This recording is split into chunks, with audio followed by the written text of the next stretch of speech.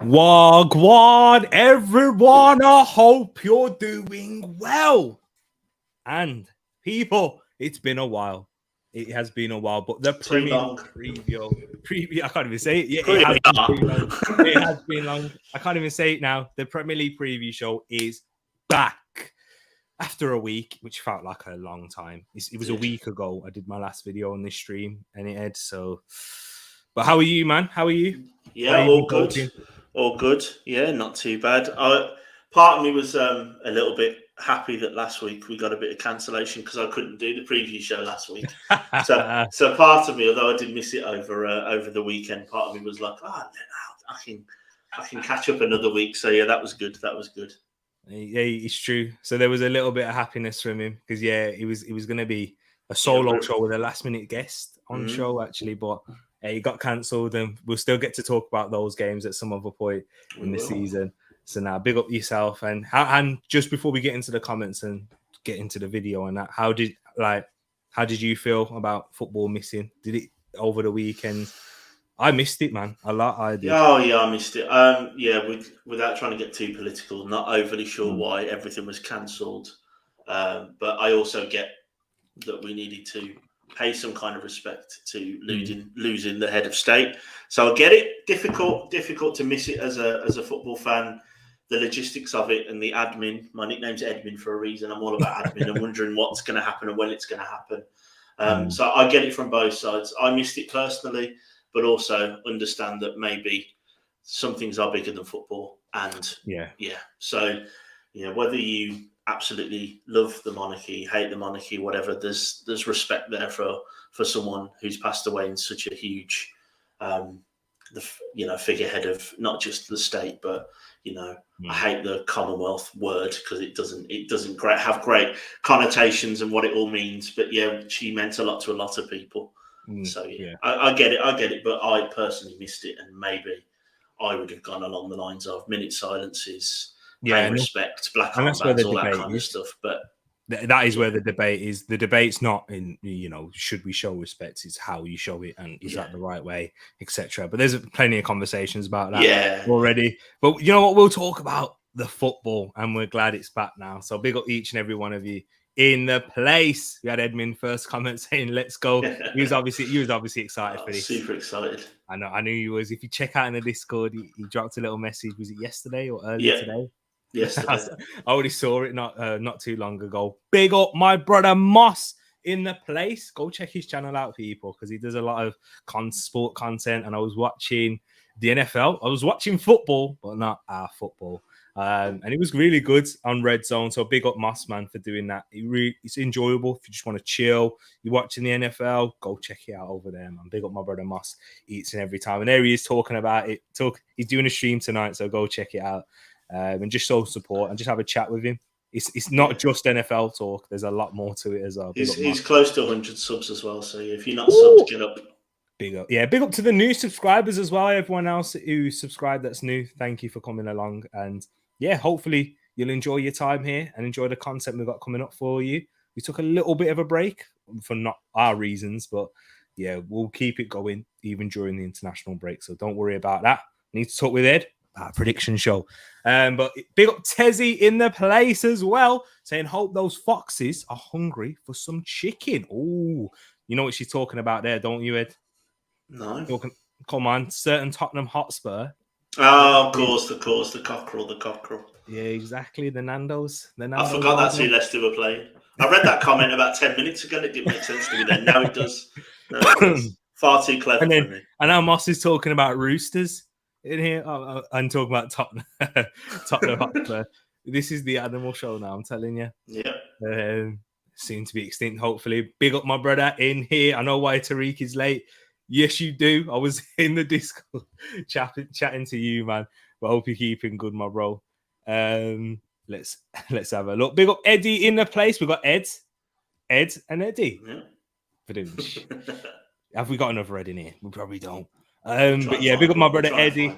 Hope you're keeping good, man. Thanks for tuning in as well. Big up David Lee in the place as well, saying good evening, everyone. Good evening to yourself, the general. We got T is finding a decent hat to wear. You know how You got it spot on. And Ed, what was I saying? Literally, hold on. Let me just find a hat. Mm-hmm. No, how are you in this background in disguise? Or Yeah, something? I was gonna say check That's your windows. literally what I said before I started the stream. No, it's not the Yankees hat. Don't you worry about that. They got Paxton in here as well. Realist up in the place. He's probably happy after United win. You know, check him out on YouTube and on Twitch and on Twitter. You can check him out there as well. But build yourself each and every time. They got Football Ferreira, another big content creator, smashing it in the Champions League as well. Big up my brother. I hope you're keeping good. Hanno in here, another one. I feel like I'm giving everyone a shout out. Yeah, big up yourself. It's been a while. I have missed you guys. Big up yourself, Hanno, in the place. Coach's Corner, find them there. Matty Smith watching over on Twitch. You know, you can do that as well. Another one in the place. Big up my brother Matt. Find him weekly armchair for weekly armchair sport. On Mondays. Mondays in particular, exactly. For Matt does the Monday show, I think. And exactly. Big up each and every one of you. And let's get this ball rolling. 6 minutes in. Apologies for the long introduction. If you've come in, you're like, where's the content? We're going to be bringing it you now, talking about the first game of the weekend. And you know what? We're going to talk about Wolverhampton Wanderers versus Manchester City. Because if you don't know, I'm an Arsenal. You know now I'm an Arsenal fan. But Ed is actually a Wolves fan. So I thought, you know what? Let's give him the honours of talking about his boys in black and gold and black. Yeah, guys, you can debate whether it's actually gold that they wear. But yeah, I guess it's meant to be gold, isn't it? Meant to be, but it hasn't been for a very, very long time.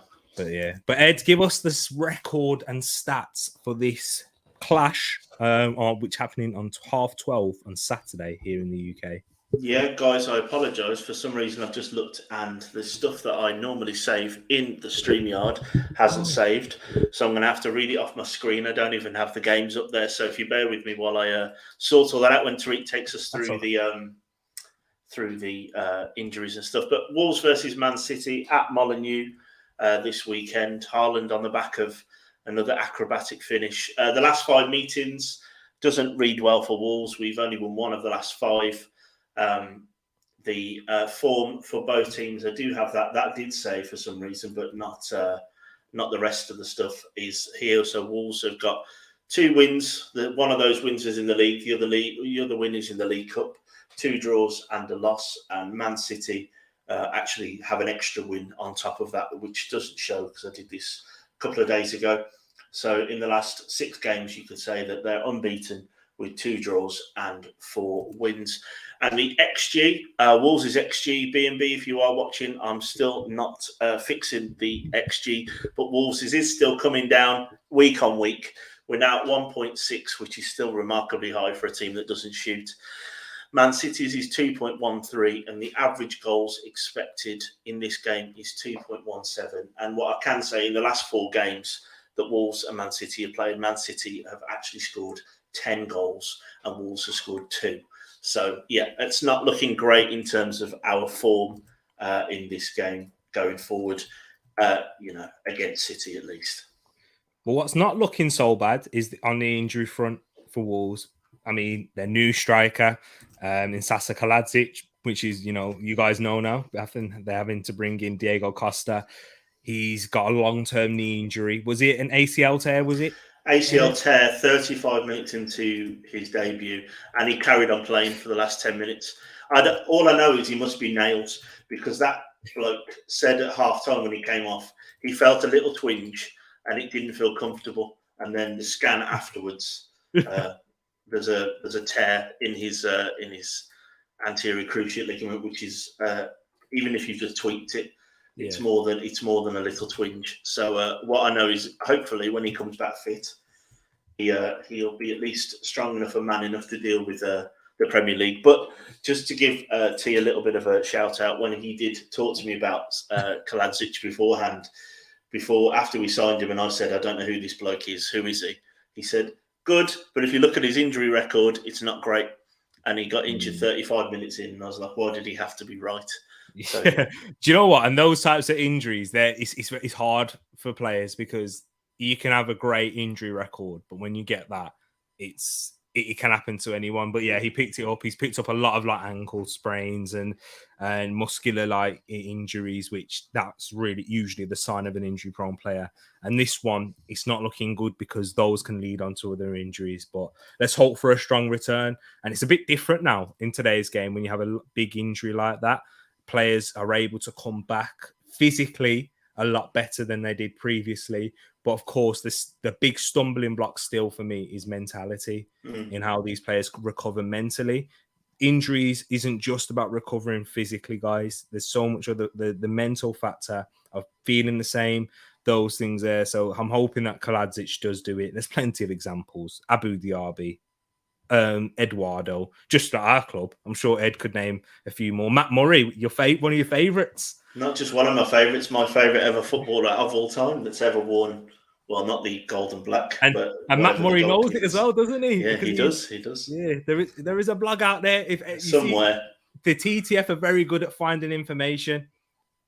Matt Murray blog, Ed, you might find it, people. If you do, let us know in the comments or in the Discord. But the other injury is also a knee injury, but that's for Chiquinho that he picked up in a friendly. So there's 2 players out for Wolves as it stands. Of course, we're going to have more information tomorrow when the press conferences are out. But for Manchester City, no Aymeric Laporte and no Kyle Walker. And there's 2 big injuries, really, because Manchester City defensively, they're struggling in that area. And when we talk about City, that's something I'd like to bring up. But so 2 injuries for both sides, 2 for the defensive part. And you'd say for City, 2 players when they're fit and firing, you'd say 2 starters. So maybe am I giving you a little bit of hope there as we segue into how we think this game is going to go? Ed, how do you think this game?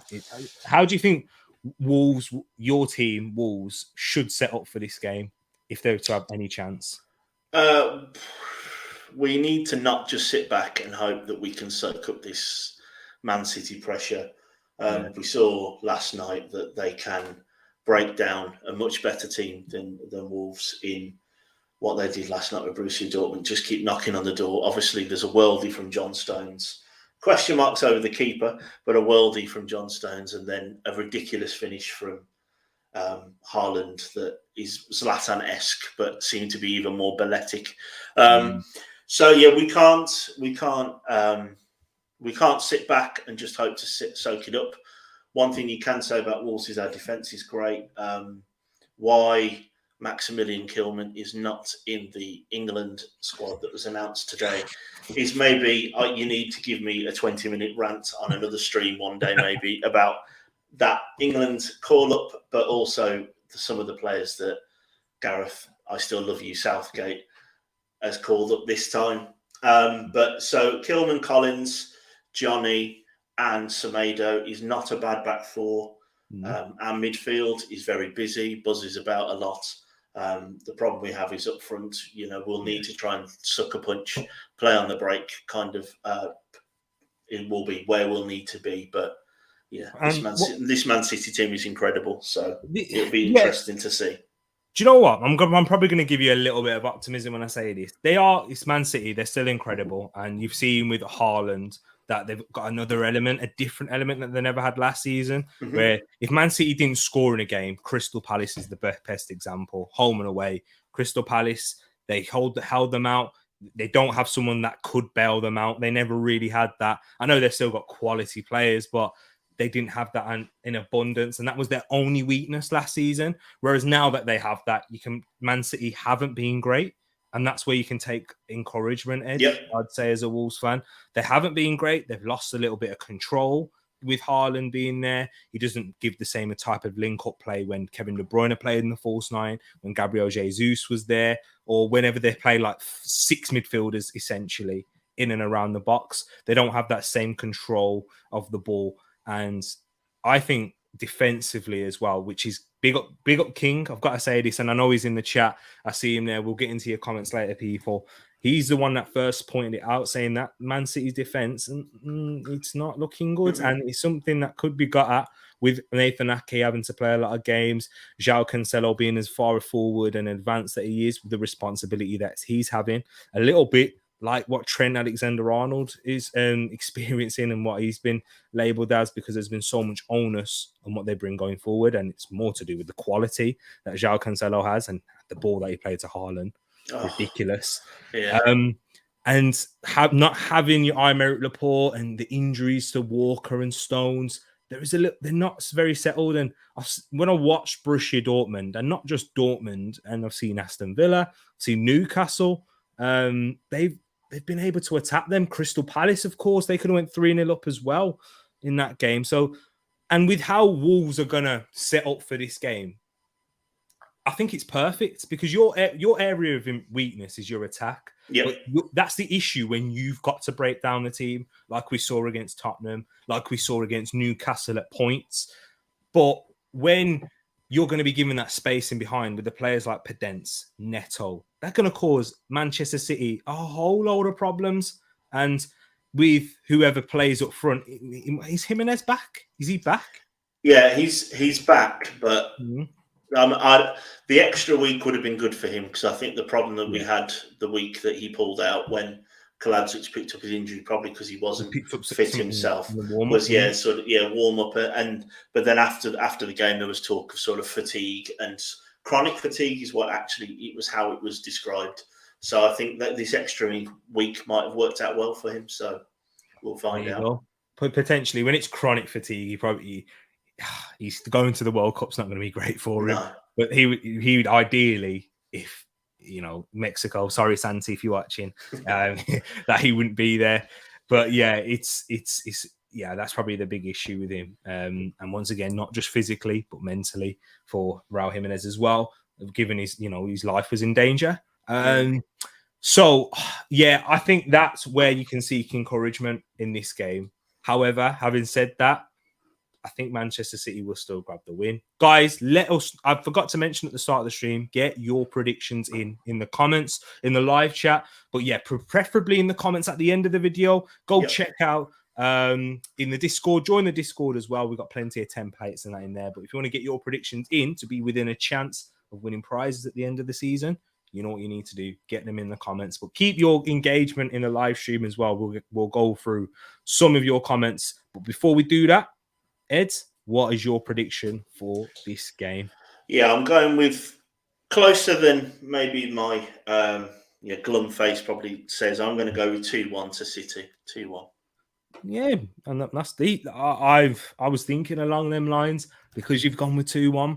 I'm going to go 3-1 to Manchester City. But it's not going to be a game where, City cruising, those things. I think you're going to cause them a load of problems. And that midfield, and this is why I think you can get some joy going forward, because that midfield, how they're going to transition the ball to those forward and those wide players, they're not going to be lacking space. No, they're not going to. It's not where having trouble to get Podence in behind, because. And I'm not overly concerned about them being on the ball either. The Wolves midfielders, they're comfortable on the ball, comfortable with the press. It's just my concern for us. It's not even really how do we handle Haaland. We've got two big centre halves. Hopefully, we can minimise his chances and hope maybe he has an off game. But we need Podence and Neto and Jimenez, if it is Jimenez that starts, to be sharp and to take one of those chances that, Podence's goal 2 weeks ago, it was a pass that went completely and utterly wrong, and he scored. And his first goal of the season against Leeds was a miss-hitted volley. So we need those to be sharp and on point and take one of those chances, and then who knows? We've caused damage to City before. Traore off the bench always gives them the run around. He could push Cancelo back. There's lots of things that could go Wolves' way. But this Man City team with Haaland do look, they can at times just turn it on and sort of blow you out of the water quite quickly. So I'm hoping that we keep it tight and see where we go from there. Exactly. King goes with I gave my 3-1 prediction. I've just forgot. King says, big up T and Ed and the community. Hope all is well. Sending love from the motherland. Yeah, enjoy yourself. Whatever Paxton predicted. Big up yourself, King. Thank you for tuning in, my bro. And you know what? He's in the motherland. I'm jealous. I wish I could be in the motherland of these colours here. But yeah, man, big up yourself, my brother. I hope you're having a good time, and thank you for tuning in, my bro. And you can check out King as well, just as like you can with Munzi. Big up, my bro. Hope you're keeping good. And this is the prediction that King is copying: a 3-0 Man City winner, Haaland hat trick. The only thing that'd be good for is FPL. Oh yeah, but is it now? Because everyone has him. It's one of them Salah ones. And everyone's going to captain him this week because there's no one else who's captain. I haven't got 11 players, so. No, I mean, FPL, that's another stream in itself. Big up my brother as well. He's saying, of course, remember what I say, on the way to my dream. Don't stop, keep going, smash the like and subscribe button, people. Listen to Football Ferreira right there as well. You know what? It would be a dream for all of us. Do you know what I mean? But you got to work towards that dream like you are, my bro. Big up yourself each and every time. David Lee's gone with a 3-1 victory for Wolves as well. And then Football Ferreira says, Wolves haven't got enough power up front. Let's see with Diego Costa now, etc. But it should be an okay win for City. Wolves, a very good midfield, few good defenders and goalkeepers. So yeah, he's rating your side. Right there. He spoke about the things that we said up top. I echo those thoughts. They just need a little bit more firepower up there as well. Stay with Mexican Jimenez, Moss says Pedence and Neto benefit with him there. Yeah, I do think he's the number one. Would you agree, Ed? Yeah, definitely. I think for me, what it is with Jimenez, he needs to stop now being he's turned into a bit of a prima donna, a bit of a throwing his hands up in the air kind of stuff. He's come back a very different player from the injury.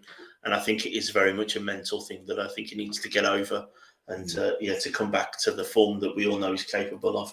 If he's physically fit now and he showed it that he was in pre-season, we need to get over it now and he needs to crack on. But obviously that's easier said than done. Yeah. Mr. 200 says, good evening to Tereak and good evening to Ed. And he's gone for a 2-0 Manchester City win there. So everyone's backing City in this one. You know what that means, Ed? Time for a little upset. Yeah, I'm hoping so. I'll lose the points on the predictions. I don't care. Arsenal's title challenge could continue if that's the case. You know what I mean? Honestly, it feels crazy. We haven't I forgot we were top of the league. Yeah. Now you guys don't forget because I've just mentioned it. But yeah, Wolves need Steve Ball back. He would be like the goal scorer. He'd be yeah, we'd have to change the way we play, but yes, I wouldn't mind him back in the side definitely. I mean, Diego Costa is probably just as fit as Steve Ball now. Sorry if you're watching. Yeah. But big up yourself there. Hello, B&B. Southgate selecting 12 defenders. Enough for the sack. We'll have to talk about that again another time. But big up yourself. Big up Errol in the place as well. Good evening to yourself. 3-1 City. No stopping Haaland. Errol goes with a 4-1 City win. And Moss 3-1 to Manchester City. But come on, Wolves. Interesting one. But well, guys, let us know in the comments what your thoughts are if you're watching afterwards as well as we move on into the next game. And it's going to be my boys in Brentford versus Arsenal at not the Brentford Community Stadium. It's the G-Tech. Remember, well, in the last preview show, or was it the preview show before? I mentioned, what was it now? It's not the Community Stadium anymore. It's the G-Tech. West London, of course. It's not close. It's not actually that close to Westminster Abbey where the funeral is going to be held the day after. But yes. No, I mean, Ed, you can go for the records and stats because I know Arsenal Brentford want to face each other a lot, but the last time we faced Brentford at their stadium, what was that, bro? Yep. So the last 5 meetings, it doesn't read overly badly for Arsenal with 3 wins, 1 loss, and a draw. But this is the 16th time they've played each other ever, and this is only going to be the 4th game since World War II. So I think don't need to take very much from their form guide. So realistically, it's 1 win each, really, that you need to worry about. Brentford's XG is a massive 1.9, which I think 1.8 of that is Ivan Toney and the run he was on. And what a week to bring him into your FPL team, if you did, like me.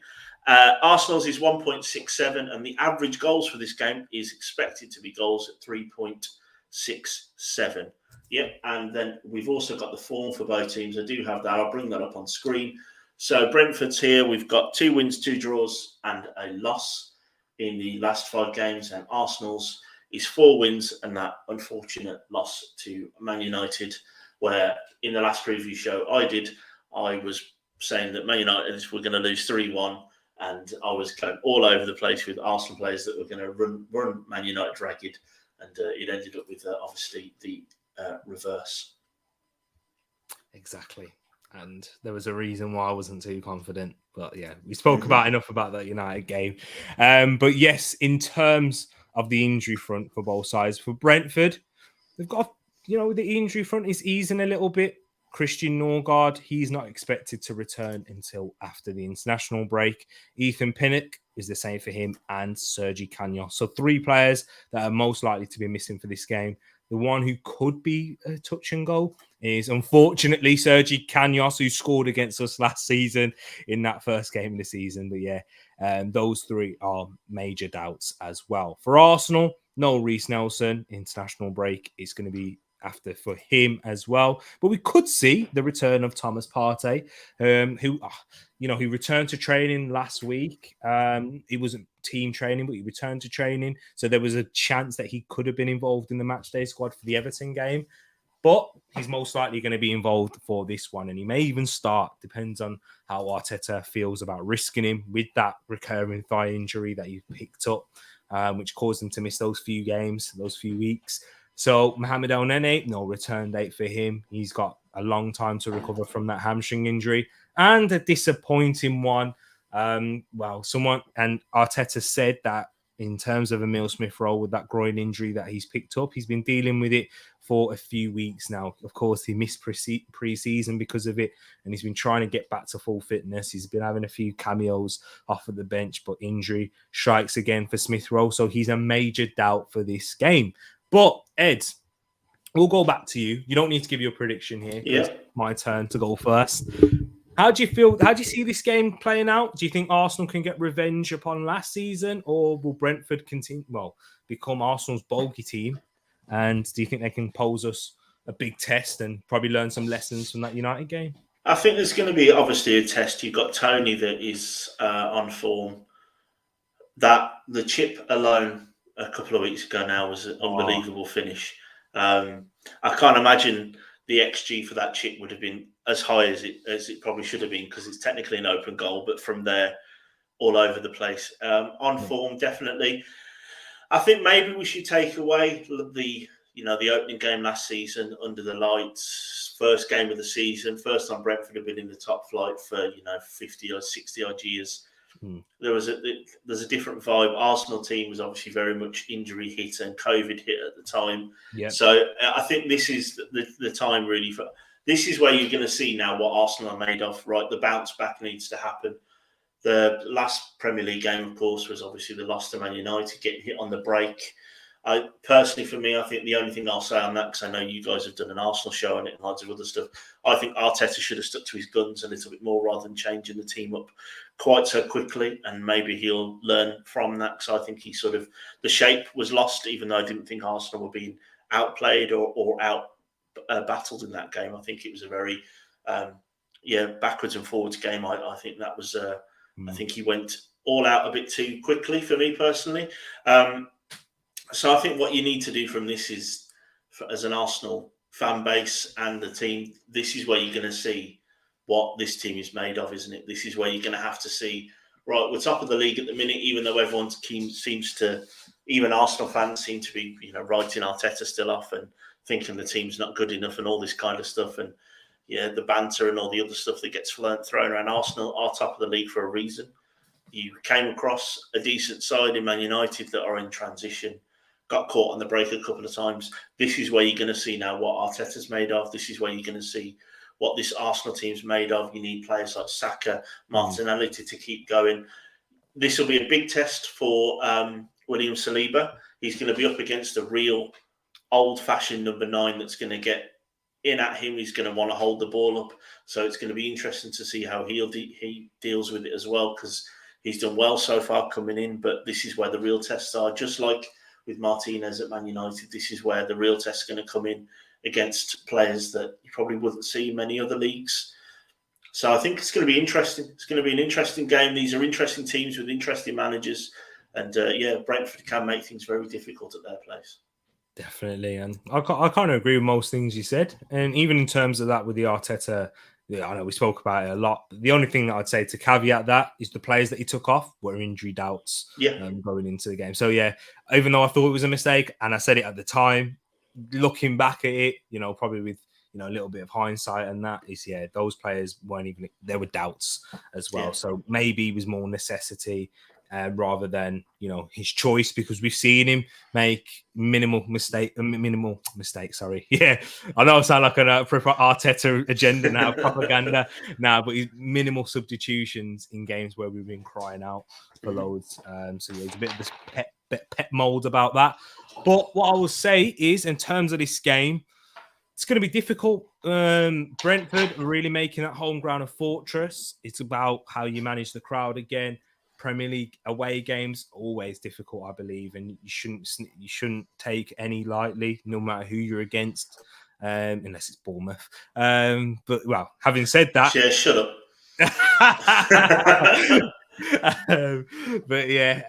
So I do think all Premier League away games can be tough on their day, and Brentford, they usually turn up. Ivan Toney, he's going to have something against it as well. I'm sure he'd have seen in the All or Nothing documentary when Arteta brought his tweet up, and they were saying and then Lacazette had the last laugh in saying nice kick around with the boys. I'm sure he's going to want to have a point to prove. He's going to be on a cloud 9 after getting picked for England, which is something. How many years ago? 5 years ago? That was inconceivable for him as it is in the lower leagues in the football division. It's a great moment for him.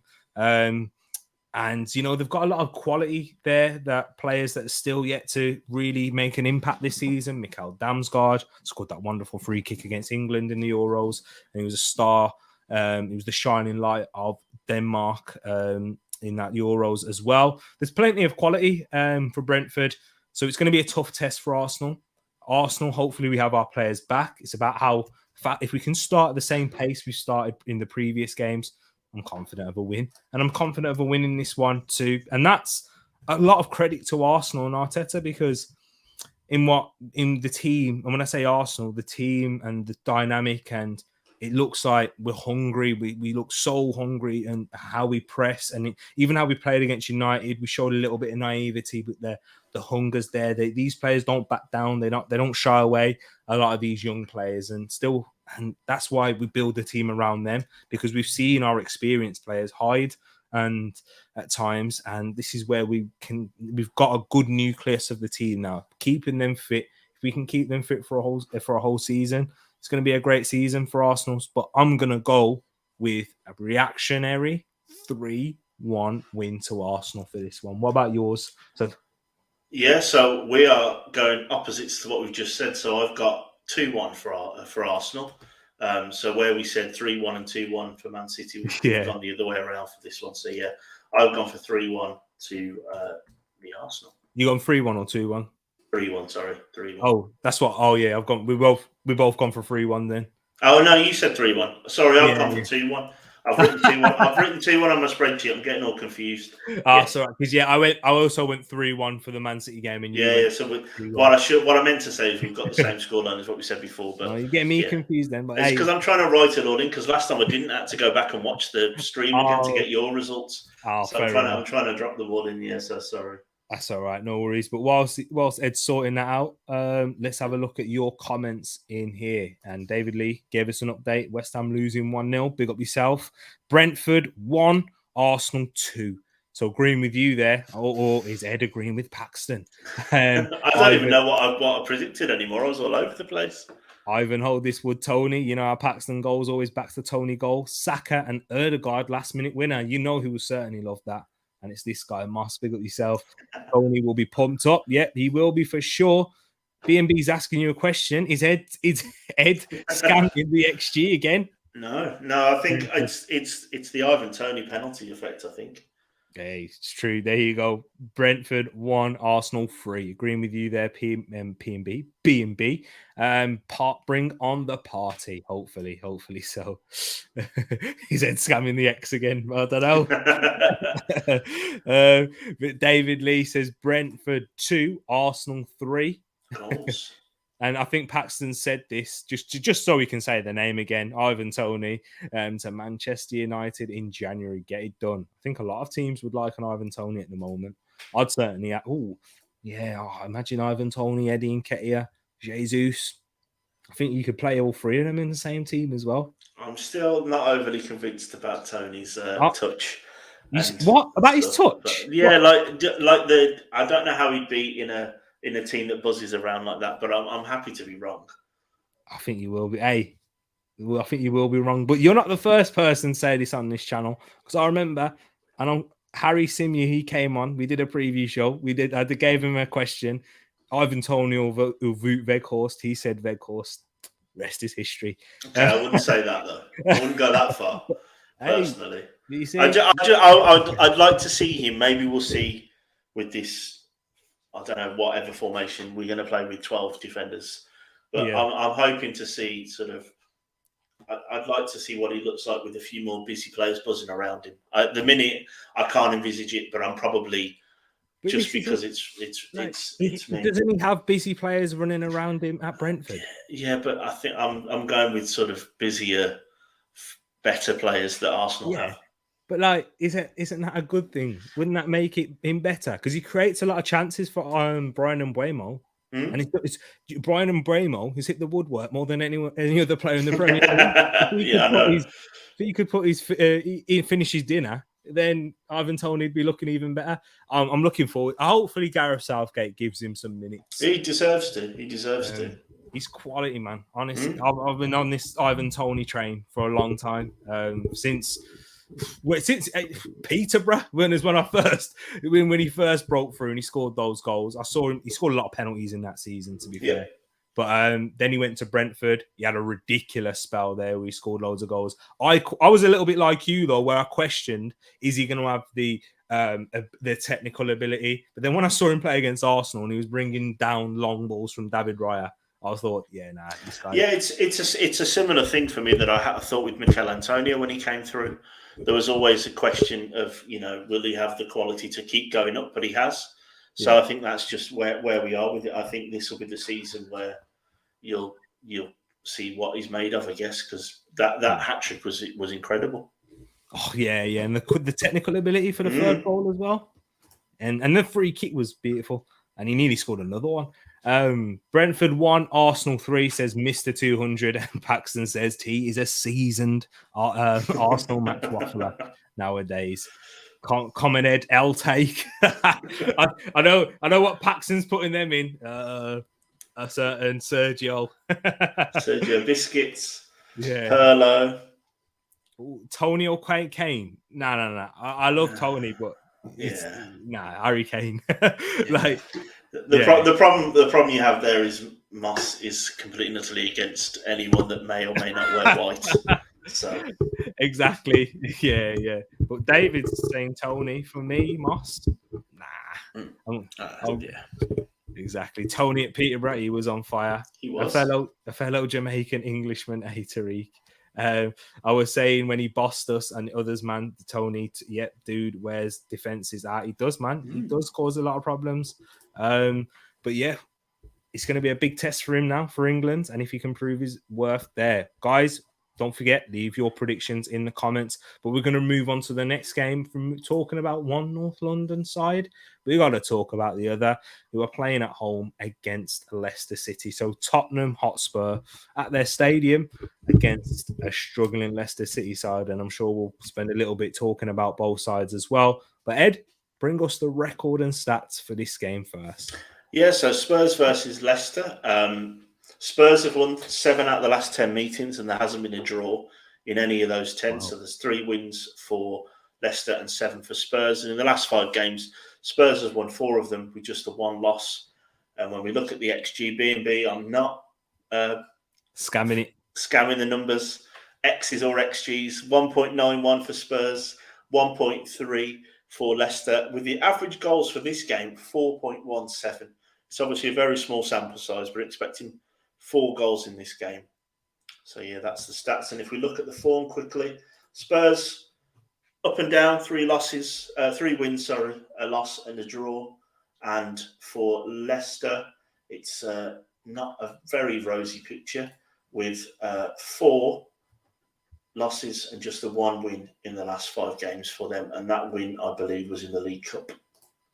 There you go, right there. Let's have a look on what this injury front is saying for Tottenham. Only one player out with an injury at the moment, and that is Lucas Moura, who's not expected to return until after the international break. For Leicester, it's easing up on their side as well. I'm sure this week break has done a lot of teams some good, but Ricardo Pereira, he's not expected to return until the new year. Dennis Pratt, he could return for this game. He's a doubt, but he'll face a late fitness test. And there certainly will be no Ryan Bertrand as well for this one. But Ed, we'll start off with you again. Your turn to go with a prediction first. Mm-hmm. Tottenham Hotspur, off the back of a 2-0 defeat against Sporting Lisbon. But they are coming up against a seriously bad Leicester side at the moment. How do you see this game going? Yeah, so I think Spurs, they are flattering to deceive. I think their performances probably aren't matching where they are in the league, you'd argue. I know that's something you said a couple of weeks back, and I think that is bearing out in the results. I think their performances are worse than the points they've been able to pick up. But I think the biggest talking point in this game is how bad Leicester are. How bad Leicester seem. The culture at the club seems to be completely and utterly falling through the floor.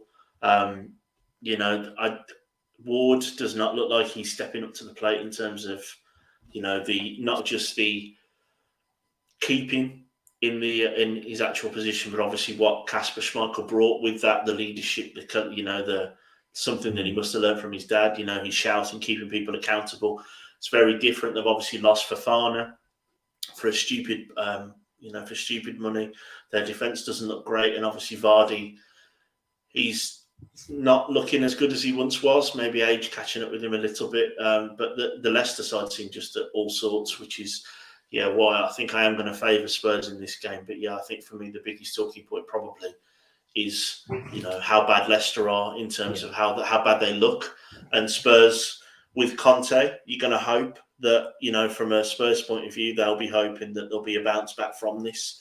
Conte does not have a great record in the Champions League, unless I'm much mistaken. So you're right.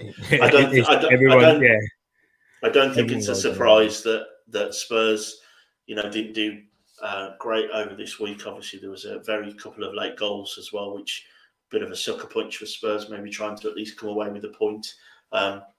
And like I talked about, the form is very much in Spurs' favour for this game as well. Sorry, carry on. Sorry, that's all right.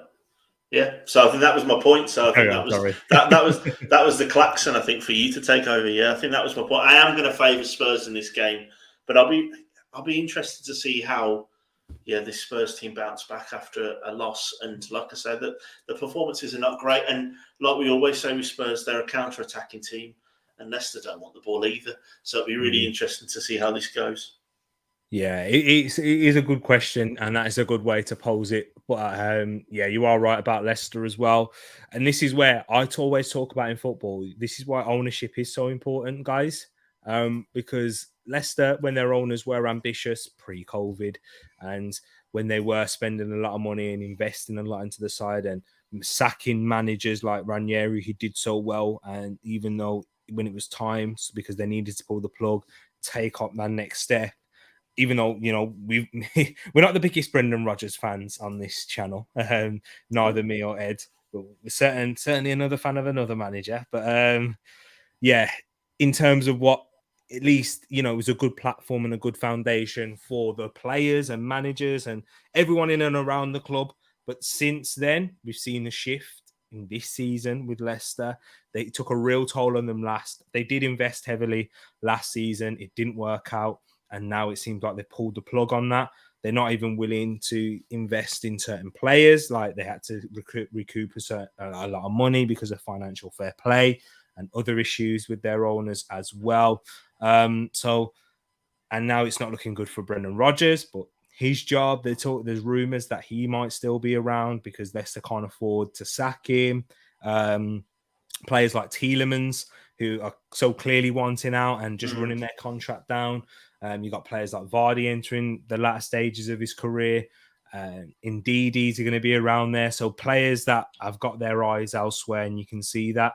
And that's massive in the Premier League, and that can ultimately lead to relegation. None of that seems conducive to good performances on the pitch, does it? Because you've got big players there that either don't want to be there, or they're the old phrase of the head's been turned for a few of them. None of it. And if they all think the same thing about Brendan, is that he's only there because they can't sack him. That's not going to be great either, is it? And when that happens in the Premier League and at professional level, it takes a bigger toll because it's only the minute. It's small percentages. It's fine margins. That's what I was meant to say. Fine margins at this level where if you're not there 100% mentally, you will be exposed. And this is where it could be a disastrous season. What did you say for your prediction for this one? So I'm going with 3-1 to Spurs. 3-1 Spurs. I'm going 4-0. Wow. Yeah. 4-0 Spurs. They're gonna bounce back strong. I think the reason why I've gone for a 4-0 Spurs win isn't because it's just turmoil at Leicester. In terms of how the game is going to be played, I think Leicester will have a lot of the ball, and Spurs will just hit them on the counter attack, and they'll eat. So if there is anyone you need to bring into your fancy team, if you've got space, Harry Kane. I'd look for that this weekend. But we'll have to wait and see. Let's see what you're saying in the chat right now. Spurs 3, Leicester 0. I'm telling you, man. Paxton and Ed. Something fishy's going on. I said 3-1. Oh, you said 3. Oh, okay. Yeah, all right. 3-0. Kulusevski, Richarlison, and Kane with the goal. So still no Heung-min Son, who's not had a great time of it this season so far. I'm sure he'll come good. He's a very streaky player, Heung-min Son. The only time where he consistently performed throughout a whole season was last season. Yeah, I keep thinking that this isn't the first time he's had bad run of form, but it seems to be like it's been spoken about an awful lot recently. Yeah, it's because of when you set such high standards, people, they're all, anytime you dip below that or anything, that you're going to be really highly spoken about. It's like Salah as well, and everyone at Liverpool, even though they're 5 points off of Man City. But it looks like a whole disaster at the moment because there's certain standards that he set. And I think he's a victim of himself, really, of his own high standards. 2-1 Spurs, says David Lee. So he thinks it's going to be tighter than what me, Ed, and Paxton have said there. And so is B&B. Leicester are so rubbish, looking like relegation fodder. Rodgers needs the sack. Still backing the shot. 2-1 Leicester. Oh, I love it, B&B. The next one as well is someone speaking with their heart. Mr. 200, Tottenham 1-1. And the next one. 3-0 Leicester. Zipping, you know what I mean? Let's move on, Tessie saying from there. West Ham are 2-1 up now. And lots of Spurs fans wanting to turn on the dinosaur football from Conte. It will be interesting. Just a quick one on that is obviously... Like West Ham always talk about the West Ham way, which hasn't been a thing for a while. Also Spurs are known for this free-flowing football, which obviously they don't have at the minute either. So how long will it be when that starts to come through as well? The Tottenham way, yeah. Because Mauricio Pochettino played it. That's it, yeah. Yeah, and obviously Glenn Hoddle, Ozzy Ardiles and people like that back in the day, obviously Chris Waddle, they were known for their flair footballers. I mean, not winning anything, but flair footballers. Yeah, but exactly. It'll be interesting. It's one of those ones with Tottenham. It's do you want to have the best opportunity in winning a trophy? Conte's the man. If you want to be entertained, don't think Conte's the man. No. You might, you'll be entertained from a counter-attacking perspective, but you're not going to see free-flowing football. That's just, you don't get that. And when Conte's had much better teams, he never did that. But yeah, he's effective. Diego Simeone, not as negative as that, but starts Diego Simeone. You know what you're getting with him. Effective football. It's going to get you results. It's not going to get you great performances, but you'll be up there with the trophies at the end of the season. Moss went for a 2-1 Spurs win. Yeah, Moss isn't happy with himself. Lots of we already went through that. Then Manchester is said they had a rare opportunity to build a dynasty after winning the title and let it go. I think they tried in a way, Santi. I mean, Manchester I think they did try with that, but yeah, it's hard when you're Leicester at the end of the day. When Chelsea came knocking on the door, Kante's always going to leave. Mahrez had his head turned by Arsenal at that point. Even Jamie Vardy, who decided to stay, he was contemplating going to Arsenal at that point as well. And that was off the back of the title win. And it was such a strange season as well. Building a dynasty would mean that those players would need to stay around for more than that one season. It was a perfect storm that season, wasn't it, for that sort of 1-0 wins for Leicester and picking up points when teams such as Man City, Arsenal weren't where they should be. Yeah. That was our last chance of winning the league title. But we bottled it. That's what it was, mainly. And so did Spurs, thankfully. But big up yourself each and every time. Hey, big up my brother CM for the raid right here. This is what I love to see. Big up my Twitch gang in the place, CM. Really appreciate you, my bro. Big up Reese as well. Hope you're keeping good in each and every one in their place. We've got MXN, we've got Nix in the mix, CM himself, the man himself. Appreciate you for the raid, my people. Love to you all right here. I blame Mrs. Vardy and firing Ranieri. Hey, Jamie Vardy's been struggling a lot with injuries as well this season and even last season. Big up each and every one of you from CM stream as well. Go check him out on Twitch. You know where to find him. CM22ENT. Bargav says, what do you make of Basuma? So yes, and Bargav, it's a great question. This is something I've had a conversation between, with the likes of Brush and everyone, and from the community. I was saying, I don't think the Basuma transfer is going to work out. When Arsenal fans were getting really upset about it, it's not because of anything to do with Basuma as a player, but it's people. I think in football, we always think, okay, so one player's done good in one team, he's automatically going to do just as good or better in another team, and it doesn't work like that because the dynamics. Once again, Graham Potter, Antonio Conte, two completely different styles of management and how they play football and how the team set up. Basuma, with the players and his role within that Brighton side was completely different to what he's required to do. And to improve Tottenham, he'll need to be a creator as well as a destroyer because that's what they're lacking. They've got enough in terms of Højbjerg who can do that role. He does it well. Bentancur's good in the transition. He's a little bit more creative as well. And he's got the similar ball progression. But that's where, what does Basuma bring that those two don't? Yeah, he kind of gives you a little bit in one player, but that's not kind of what Conte really wants. He doesn't want to have a 3 midfield. In that sense, he's not going to play a 4 at the back. He's very wedded to his 3 wing back system where, a lot of creativity comes from those wide areas. And that's where it's heavily reliant upon. And if you're going to need someone to be that creative player in midfield, Basuma's not your man. So, yeah, I didn't think it's a good player. A lot of it was made out. Question. What would you say about it, Ed? I was while you were talking, I'm trying to phrase this right. A player like Basuma will raise the floor of your squad, but it won't raise the ceiling. 100%. So what I mean by that is sort of like he will improve your squad, but he's not necessarily going to improve your starting 11. So he's a perfect player. He would have been much better suited at Arsenal because of the central midfield need. And the way Arteta plays is very different to the way Conte plays. So we probably would have seen a little bit more of the Potter style Basuma at Arsenal than we are seeing at Spurs. So yeah, I think that's the way I would describe it. Is all he's ever going to do is raise the floor, but not the ceiling. So I think he's a plus player, but he's not going to be the creative spark that Spurs need from that midfield. Exactly. Brilliant question. Guys, let us know your Good thoughts question. in the comment section and in the live chat as well. As we move on to our next game, 4 games to go. We'll move on. Do you know what? I might even do this. I'm going to do it. I'm going to join up the Friday night games in Okay. Aston Villa versus Southampton and Nottingham Forest versus Fulham. So 2 teams from the Midlands hosting, one from the West, the other from the East. Friday night, we have Aston Villa against Southampton and Nottingham Forest versus Fulham. Ed, fire away with the records and stats for these games here. Yeah, so we'll start with the West Midlands because it's the better side, Paxton. Villa versus Southampton.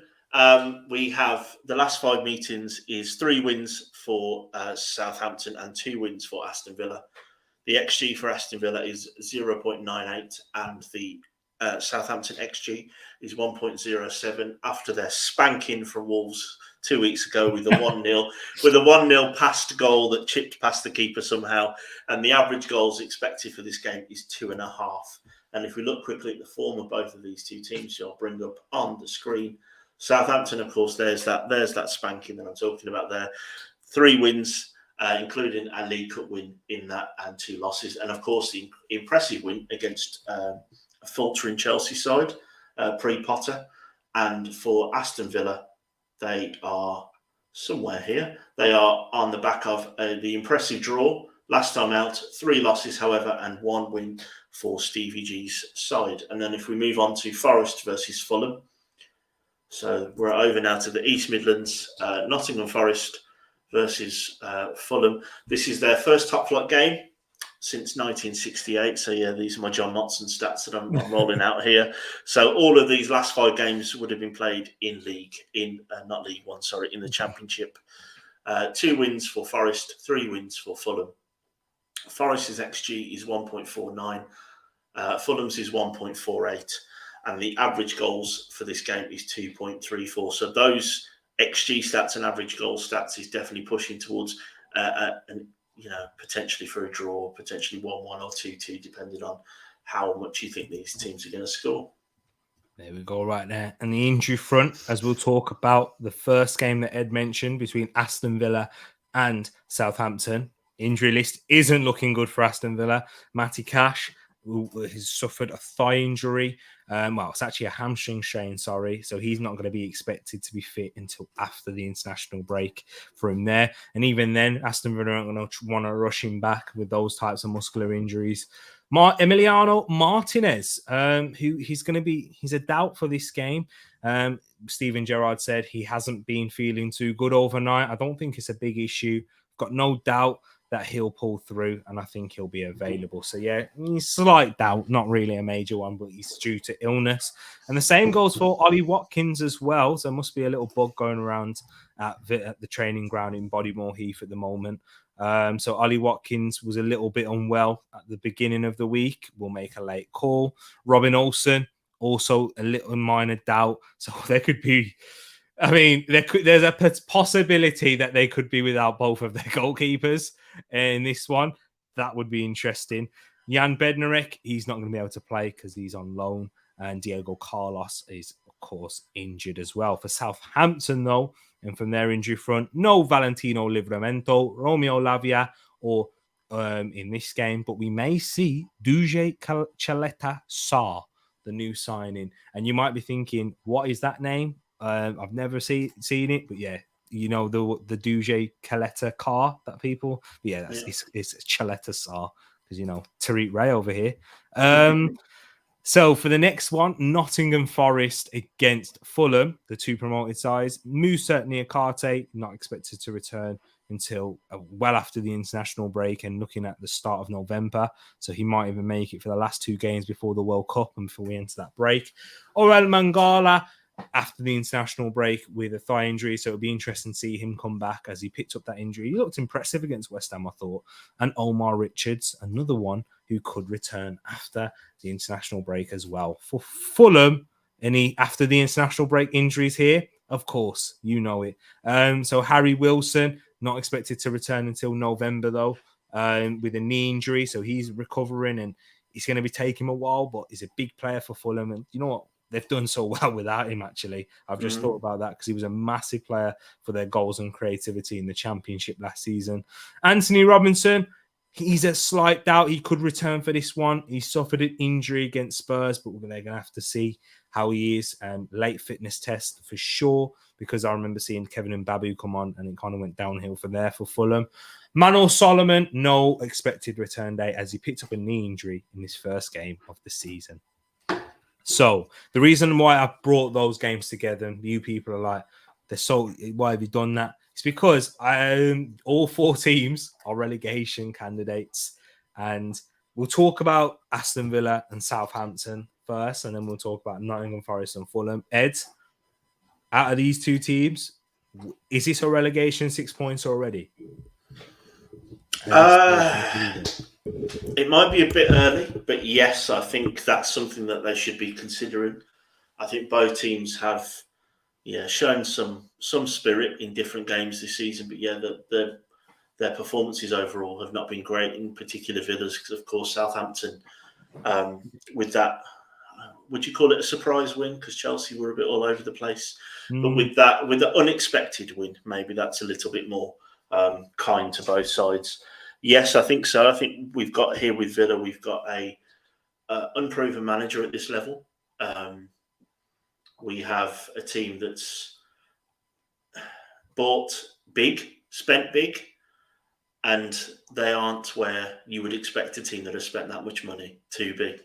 So yeah, I would say both of these teams are flirting with the bottom 5 or 6, and you would argue that the money, especially Villa, have spent, they should be nowhere near that. Yeah, it's true. And that is very true. But, Steven Gerrard under pressure, of course. The pressure eased a little bit after that Manchester City draw. I think it's huge for Aston Villa. And it's mainly, and I would say Aston Villa more than Southampton, because if Aston Villa lose this game, I think that sets the tone for either the rest of Gerrard's reign or a lot of the season, in my eyes, because this is where you need to bounce back in those games. And this is where, if Villa go on and win, maybe they can start to build a little bit more momentum. And this is where their season starts. But if they lose or not even win, let's say if they draw or lose this game, it's a kick in the teeth and Gerrard's back under the bus again. Yeah. Southampton, though, we know Southampton are very, very erratic, shall I say. You never know what you're going to get with them. You might get a man of them. You might get a performance like they play against City and they hold them out. You might get a 9-0 win against them. It's so hard to predict Southampton games, I will be honest. And then Nottingham Forest versus Fulham as well, bro. I know Nottingham Forest haven't had the greatest of start. They're down there. Fulham had the opposite, you'd say, a very good start for their liking. And a lot of people put Fulham as their relegation favourites. Of course, this is something that me and Ed were going to talk about, coming up. So stay tuned, people. But yeah, what would you say for this one, bro, in terms of this? Is it bigger for Forest once again, the home side again? Or is it a relegation 6-pointer? Well, maybe not the way Fulham have started. They're not nowhere near where I thought they'd be. And this is going to sound like it's a joke, but it's not meant to be. Would this extra week that Forest have had been really good for their squad to literally get to know each other?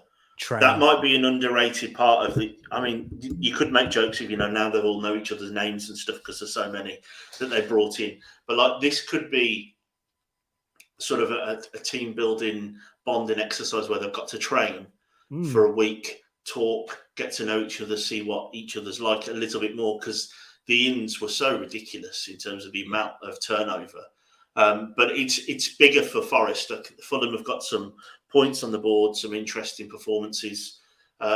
Forest have played well in parts, but not at any point from where I can remember sort of dominated a game. They started obviously their last game by dominating against Bournemouth and got caught out very, very, very well by a counter-attacking Bournemouth team. So this is big, I think, for Forest, this game. I think they'll know this team well. Of course, they played each other last year. And Forest need some points on the board now. So it's huge for Forest, and you've got to hope that this extra week to 10 days that they've had might be something to galvanise the squad, and for Steve Cooper to have got around them all, get them in and around each other, do some team bonding and some more training, and get his ideas instilled into them, because the influx now has stopped. So this will be key now for them to crack on. And I can't remember who they should have played last week. It would have been, let me just check my spreadsheet. That would have been Leeds. So that would have been a big game in terms of where Leeds are at the minute. And this game against Fulham now sort of out of the blue, so to speak, missing that last game. These 3 points might be huge for Forest in their season. Yeah, for sure. And once again, I agree. And it kind of leads on towards momentum, because when the owner has invested that much money, I do think Steve Cooper's job will be under pressure, no matter how good he did last season, because the signings are. No, they're not. Yeah, they are short-term signings to try and do as well as you can in the Premier League now, and that will generate pressure for Steve Cooper. No matter how good he did, he was excellent. I like Steve Cooper a lot. I do like him, and in terms of what he's done in the job that he's done from working at England's under-17s, and what he did winning the World Cup with them, and bringing through a lot of the players and help nurturing them. What he's done at Swansea and at Forest as well. He's had a good career so far, Steve Cooper. But yeah, he's going to be under massive pressure if they don't win this.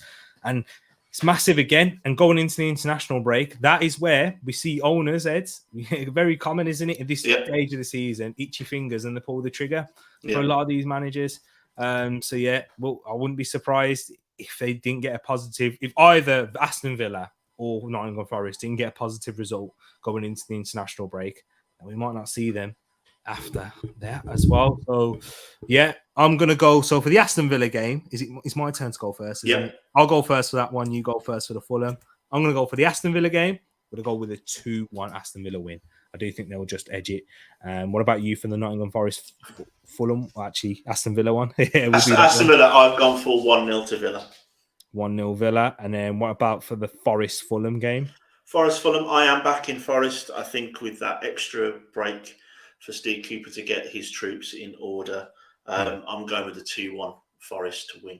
I'm also going to go with a Forest win. I want them to do well. I just like seeing Nottingham Forest clubs that big do well in the Premier League. That's what I want. So I'm going to go with a 2-0 Forest win. I know it's a bit brave. I do feel like I'm going a bit brave back in the home side after their defeat to Bournemouth, but I'm going to go with it there. And then we'll get into the comments because it's looking interesting.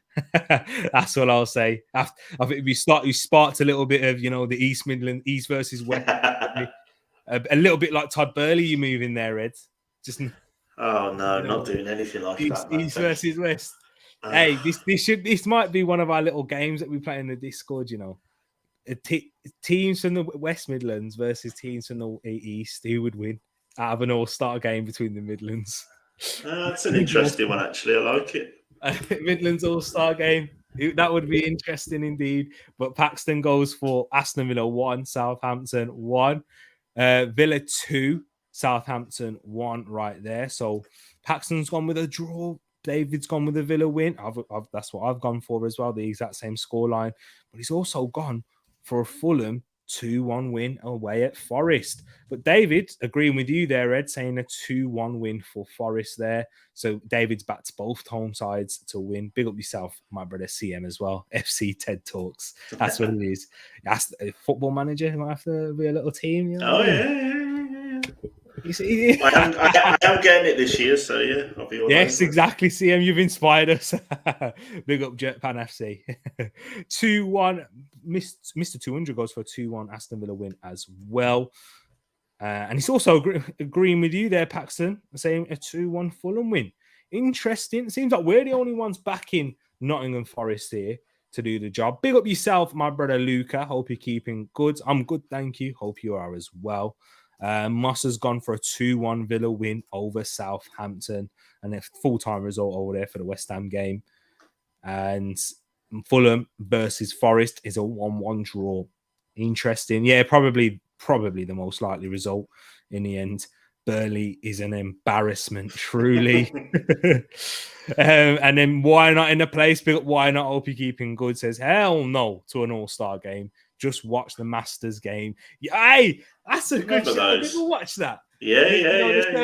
Is it the 5-a-side? Yeah, it's 5 or 6. I liked those. Oh, Why not? You're throwing it back, man. I remember. Yeah. And you had proper. Yeah. I remember seeing the Arsenal players and that. That was good. And you tended to just be whichever team had someone that had literally just retired won. Yeah. Because they were fitter. That would, you know what? Retired players. That would be a good idea if you're doing it for charity and that. Yeah, like get maybe 11 aside for these retired players. It's a bit like Soccer Aid, but maybe yeah, 7. I like the indoor thing. There was a different vibe to it all. That was good. Yeah, exactly. That was good TV. It was good TV back then. I think that would work in today's game as well. I don't know why they haven't carried it on actually. But we'll move on into the penultimate game of the weekend.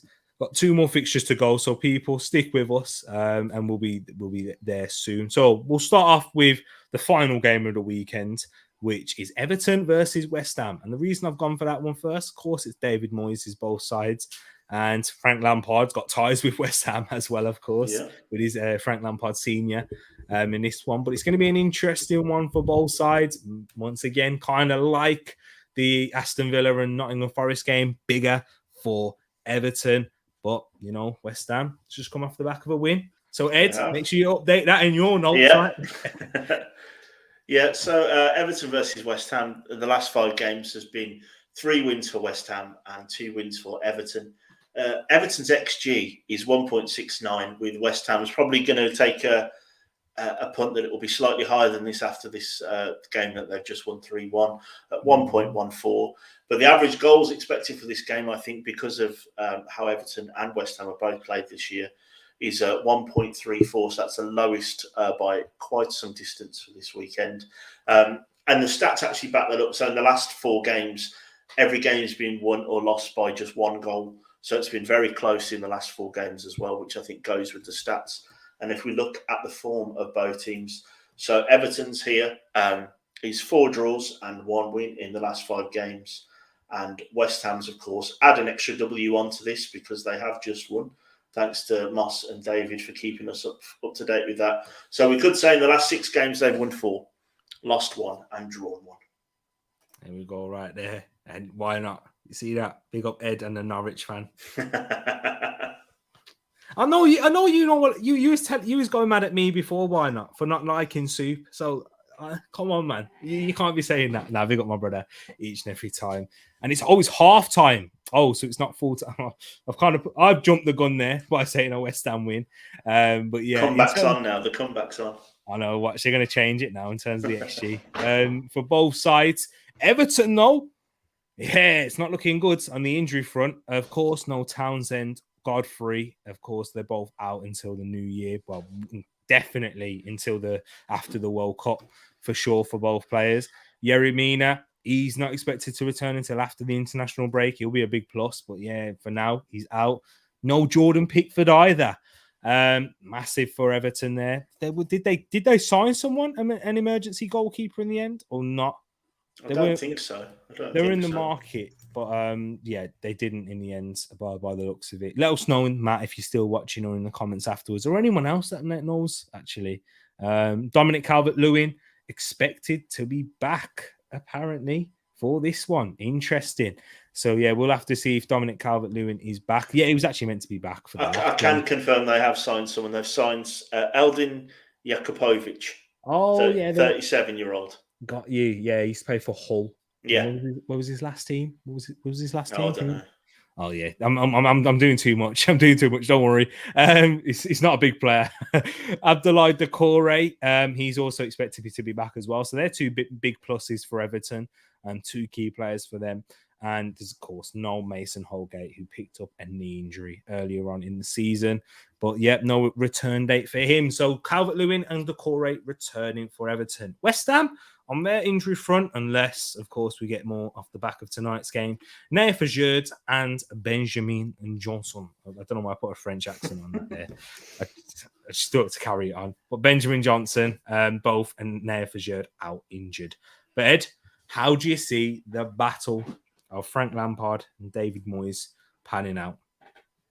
Well, neither really known for their free-flowing football, you could say. So it is going to be a battle.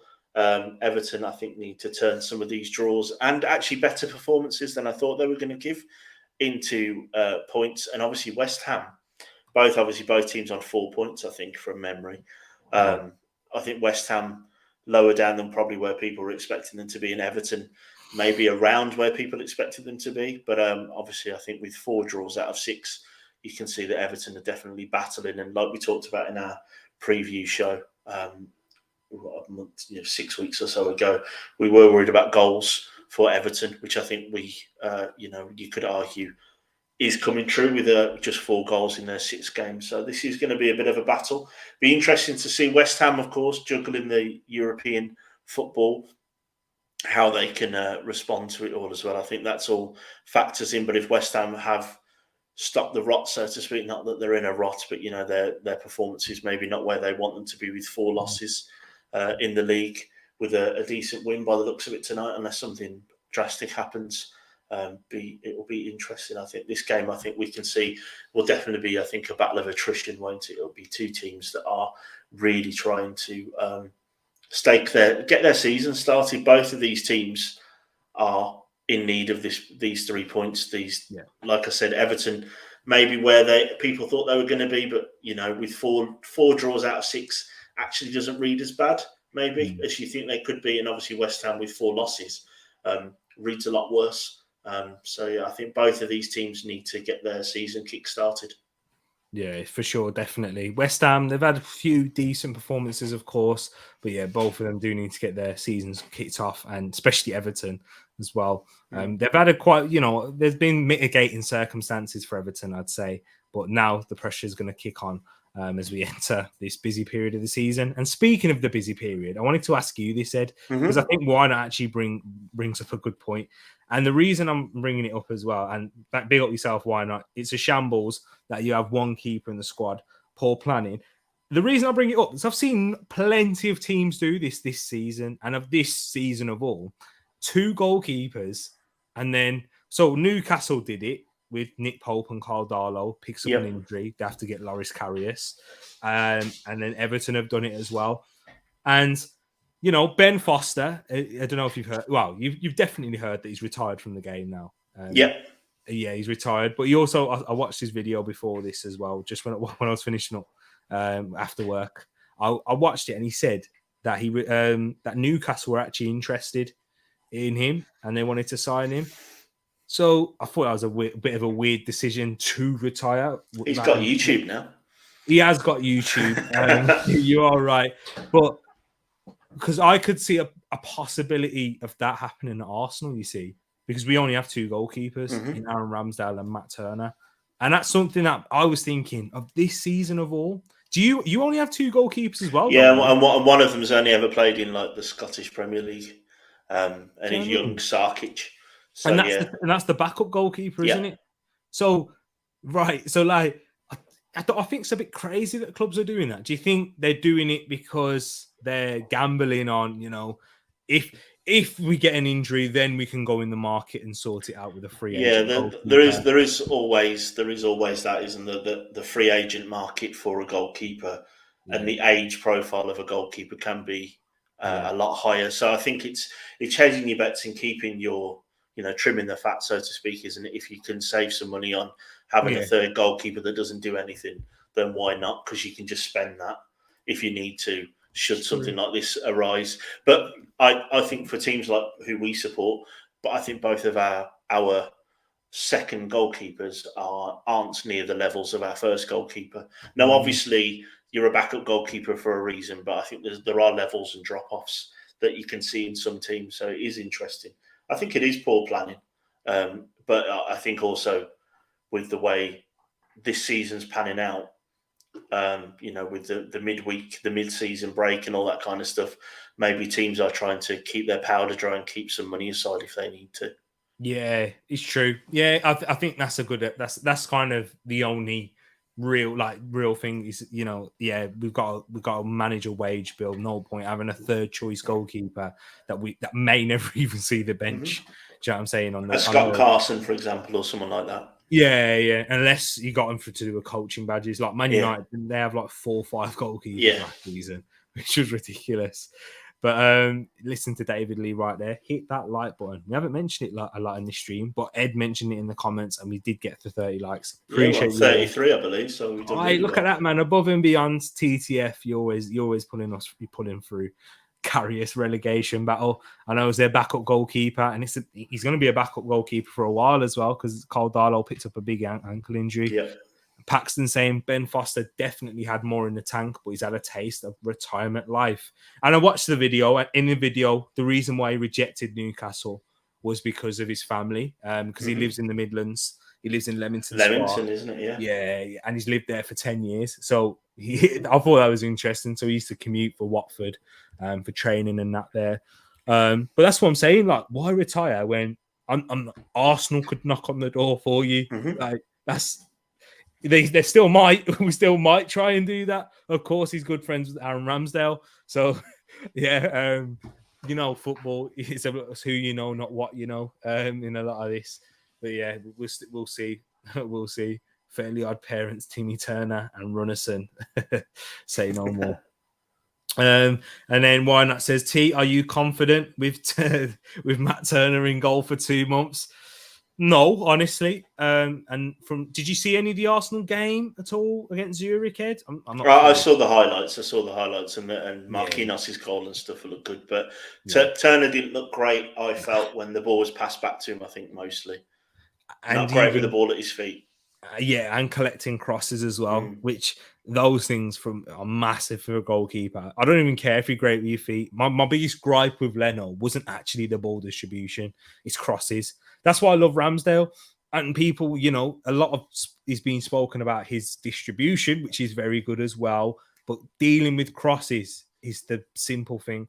You'll concede loads more goals off of corners. If you can't come off your line, if you're not confident of coming off your line, you take so much pressure off your defender. That's probably why I'm saying it, because I used to be, I was a defender, Ed. So, and big up my goalkeepers. You were great shot stoppers, but you weren't so great at coming off your line.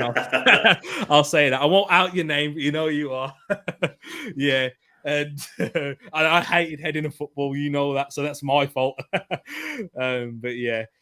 See, I understand what you're saying there. Why not? I'm not too confident, but Moss, he seems a little bit more confident. Matt Turner can rock, and yeah, I know we've just completely segued off of the game, but one more question on the goalkeeper on the goalkeeper front, Ed. Would you be confident if Matthias Sarkic was in goal for you? I mean, I couldn't tell you. I don't know what he plays like at all. I've never watched him play for St Johnstone or Kilmarnock and the other places he's sort of been farmed out to. So no, I don't. But I wouldn't know. He could be an incredible backup that I just haven't seen yet. He played decent in the League Cup, but no, I wouldn't, because I think if we look at how Wolves have played this season, barring the Leeds game, which was definitely some faults from Sarr, if we hadn't have. Barring that game, he's been pretty decent this season. And obviously last season we saw how good he was. So it'd be really interesting, I think, to see what would to happen. But no, I'm a big fan of the keeper we've got. And I don't know enough to probably tell you anything really about the young lad. Exactly. So yeah, it's always a worry when that's the case. But guys, in terms of prediction, I'm going to go with, sorry, Matt, close your ears, 2-1 West Ham win. Okay. I just still think with the injuries front, after the international break, it's going to be a massive point for a massive period for Frank Lampard to get his side, get them playing a lot more consistent football and getting, just really used to each other, because he's trying to transition from the counter-attacking play that he played at the end of last season to more progressive style. I actually do like Lampard as a manager. I like the way he plays. I thought he did well at Chelsea initially, but then deserved to get sacked in the end. I mean, Thomas Tuchel deserves to get sacked, and so does Frank Lampard. Yep. But that's what I'm saying as well. So what did you go for this one? So I've actually gone. Matt, open your ears again. I went for 2-0 Everton. 2-0 Everton. I did make that prediction earlier, before I knew West Ham were doing really well in Europe, so that might come and bite me. But yeah, I'm sticking with the predictions I made when I did them before the stream started. And just like Paxton, backing an Everton win as well. We're going for a 2-1 Everton victory. But David Lee, On my side, back in West Ham and going for the same score that I went for in a 2-1 West Ham win. And so as Mr. 200 with a 3-1 West Ham win. And we got Moss saying that, but I have Everton 1-1 on the Hammers and they're currently 3-1 up. So Moss has gone for a 1-1 draw in that one there. Guys, so just as we get into the last game, Ed, run through the record and stats for the Newcastle-Bournemouth one. Yeah, so Newcastle-Bournemouth, this is only the 15th ever game between these two teams. The last 5 are unbeaten for Newcastle with 3 wins and 2 draws. Newcastle's XG is an incredible 2.42 and Bournemouth's is a 0.62. But the average goals for this game is the highest of the weekend at 4.34. Obviously, the Bournemouth 9-0 is skewing that a lot in terms of the average goals against these two teams. But yeah, again, and if we look at the teams and their records, if I can just find Newcastle. Newcastle in the last 5 games, 3 draws, a loss and a win. And for Bournemouth, the draw there was very dull. 0-0 with my team, 2 wins and 2 losses. There you go, right there. And in terms of the injury front, people, in terms of that, let me bring that to you for the Newcastle game right here. So I'm just getting it up right now as we're speaking. So for Newcastle, the injuries, no John Joe Shelby, not expected to return until after the World Cup. Callum Wilson, until the international break. He might be back for this one. We'll touch and go, but most likely until after the international break. And Bruno Guimaraes, he should return though. Although I saw some talk on Twitter that he hasn't returned back to training, so we'll have to wait and see there. And the same goes for Alan Saint-Maximin. I think with Bruno and Saint-Maximin, given off of Eddie Howe's comments, he said on the 2nd of September that they were close and they weren't serious injuries. So I expect them to return for this one. Maybe both of them might not be starting, given the taxing schedule that we've got in the Premier League coming up so soon. And they're expected to grab a win in this game. So maybe you could get away without Bruno or Saint-Maximin starting, coming off the bench. We'll have to wait and see. Of course, no Carl Darlow, as we spoke about in the goalkeeper front. No ankle ligament injury, so no return date yet. And Emil Kraft picked up an ACL injury, so he's not going to be there either. And for Bournemouth, the relegation candidates, we've had a decent last couple of weeks. David Brooks, after the international break, it's going to be excellent to see him back, and we hope to see him back soon. David Brooks, he'll get a massive well return from all fans, I think, in every stadium that he will go to. He'll receive a massive applause and appreciation when his name comes up. Joe Rothwell, also after the international break, as well as Benjamin Pearson. But Junior Stanislas could return for Bournemouth. And Edmund, in terms of this game, foregone conclusion, really. But without going too much into predictions for Newcastle, do you see them having Eddie Howe has had a decent start yet again? Is the sky the limit for Newcastle? You'd have to say with the people behind them, the money behind them, yes. And the like I mentioned in our previous show, the preview of the season, the annoyingly for neutral fans, sensible way they've gone about their business. Yeah. The signings they've made, they've not sort of, they didn't go down the Man City Robinho route. They've picked up players where they needed them. They've strengthened properly. They've got, they're definitely more towards sort of the Man City in the second iteration of their money route, where they're invested in the squad, they're invested in the area. They're investing even in their women's team, I believe. So there's a lot of good feeding around them as well, which obviously with the potential dodgy background of the people that have come in, that will be brilliant PR and will be a reason why they're doing it. But that doesn't mean it's not a good thing, even if, out of some bad things, some good things can happen. So yes, I think the sky is the limit. I think Eddie Howe, whether or not he'll be able to take them to the next level, we'll find out, I guess. He's definitely silenced me. I was quite critical of him. I thought they'd stay up in spite of him last year before the money was starting to be spent, and he's actually made players better. He'd moved people around. Joel Linton, those types of players have definitely got better. under him. So his coaching has been great, not just his, not just, they haven't just signed 3 or 4 players to drag them over the line. He's made them better. So I think realistically, with the money behind them, yes, the sky is the limit. They should be aiming for Europe. I think I had them in the European places in our preview. And I think I had them there for a reason. Yeah, I agree, and that's what they should be aiming for. It's about right now. I'd say under Eddie Howe and with their current squad, can you be the best of the rest? Can you be finishing the top 7 or get in and around there, emulate what West Ham did, Leicester, and those types of players, and Wolves, of course, who had a very good first half to the season last, but then it kind of tailed off towards the end. But it's all about competing with those guys, and they've shown it a lot of promise. Got good players, high quality. Alan St. Maximin, what a goal that was against Wolves as well. We didn't even speak about that because it was the following preview show, wasn't it? But yeah, so he's really turning up as well this season. I didn't even think he had a great game in that one, but when you can pull those ones out of the bag, says it all. Really. Great assist from Hwang, yeah. Oh yeah, he got a lot. I saw that on Twitter because of course with Ed and being in Wolves, I'm kept in the loop, of course, if he on Twitter and a lot of people. I mean, it's a worldie. It's a worldie. In 9 times out of 10, it goes nowhere near the top corner, does it? Let alone nestles in it nicely. But it wasn't the best of defended for me. No, it wasn't. But in terms of prediction for this one, how do you see the game going, bro? Yeah, so foregone conclusion is where I've gone with it. So I went for 3-1 to Newcastle in this game. Yeah, I'm going with the average goals, thinking there's going to be 4 in it. It could be 4-0. It could be 3-1. I am going with a Newcastle win. Obviously, the Eddie Howe derby. So it'd be interesting to see the reception he gets from the Bournemouth fans up in the gods. Exactly, yeah. You've gone for a 3-1. I'm going to go for a 3-0. I'm going to go for a clean sheet.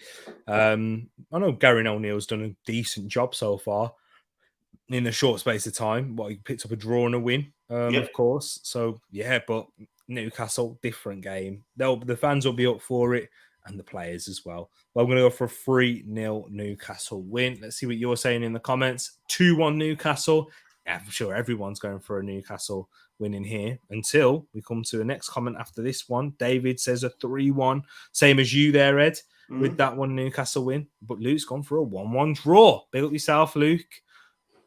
I don't know what a draw. Maybe you might be right.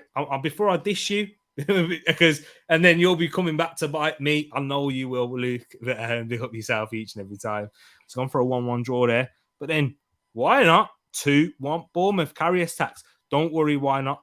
Karius isn't playing. Nick Pope will be playing in goal. They just needed Karius as a backup because they had literally no one else. But Moss has got Matt 2-0 to the Magpies. Big up yourself. Let's see. Newcastle 3-0. Mr. 200 agreeing with me. Alexander Isak, I forgot we haven't even mentioned him. And St. Maximin to get on the score sheet as well. Isak, the man. Mossam, why not having a conversation about Zach Steffen in there? He's not been great. I'm sure Grace will be able to give us more updates on that. Our G Staffy and how he's doing at Middlesbrough. But I kind of inclined to agree with why not in terms of Zach Steffen. He hasn't been good either, as well. And it's not because he's American. It's literally just because he's not been great. Yeah, I think the one thing you can say about American imports into the Premier League, the goalkeepers have always been great. Yeah, Brad Friedel, Tim Howard, Brad Guzan, decent goalkeepers. Casey Keller back in the day. Casey Keller. Am I missing any more? But yeah, those were decent goalkeepers, decent Premier League ones. Big up yourself, Ilias, as well. Hope you're keeping good. Must be much more satisfied after that 2-1 victory against Ajax. But you've also gone with a 5-0 Newcastle win. Big up yourself right there. And that's the biggest scoreline of the day. And big up yourself, Ilias. And the last one, why not? It's gone for a 0-0 draw then. Newcastle going to underperform, says why not. But guys, that's been the Premier League preview show. If you're watching afterwards, you know what to do. Make sure you get your predictions in the comment section down below. Hit that like button. Subscribe if you're new. But before we leave, I just want to big up my brother Edmin for doing the stats and all those things. And he had to do it a little bit last minute in there as well, just to keep you guys up to date. So big up my bro, man. Thank you once again. And is there anything else that you want to let the people know? Yeah, I just think maybe we should let people know about the Predictions League, maybe, just to show them where we are right now. Because obviously, this is why we do this. This is why we do this. It's all leading towards some kind of prize giveaway towards the end of the season. Multiple, yeah. We're going down quite a way. So I'm trying to share some part of my screen, but if you bear with me, I'll find it all out.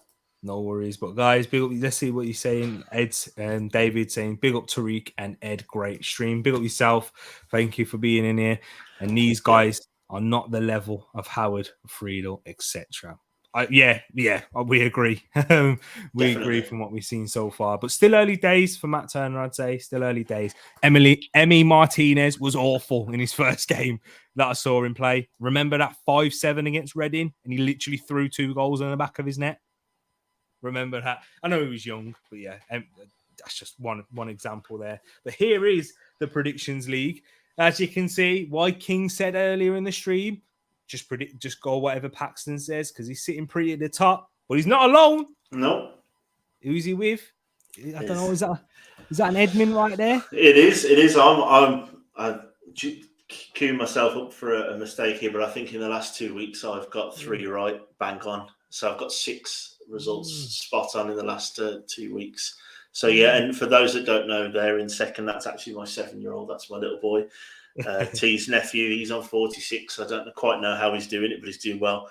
Then we've got Eagle-Eyed Footballer, Moss and Tereak Talks, and all the other big members of the TTF in there. So guys, if you are new, get involved. There's a lot of games still left. There's even more games now with a week missing and some other games missing this week as well. So there'll be some double game weeks and stuff like that coming up as well. And I believe Moss will want to shout out. I believe he's top of the Tereak Talks FPL League as well, which, I've got to get back on top of getting people in there as well. So that's where we are. Remember, Ed, you was top of the league for the majority of last season, but who still ate the gummy bear? I'm only missing. I can't talk too soon, man. But I'll get there. It's a marathon, not a sprint. That's what I keep telling myself. And there's Moss agreeing with you, saying, see, Edmund knows Canada. He had to bring Canada in there. USA, always. Craig Forrest. Who's Craig Forrest? He was a goalkeeper in the 90s. He did the rounds a little bit, but he was good. Oh, right.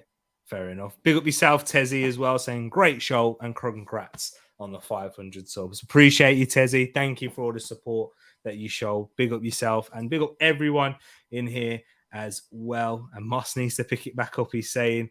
And then why not? Good show, gents. Come on, you Gunners. Arteta out always. You are top of the league, why not? Remember that. We're top of the league. But big up yourself. Guys, thank you once again. We're out. Stay tuned. I will be doing an Arsenal watch along on 12 on Sunday. That's an early kickoff. Crazy, especially for a Sunday one. But guys, catch you later and stay tuned for much more content. Yeah, there'll be fun stuff during the international break, I'm sure, right? Oh, yes. But we still need to do the Predictions League, and I need to talk with Ed about that. And then you stay tuned. We'll talk about it now. So take care, people. We're out and peace.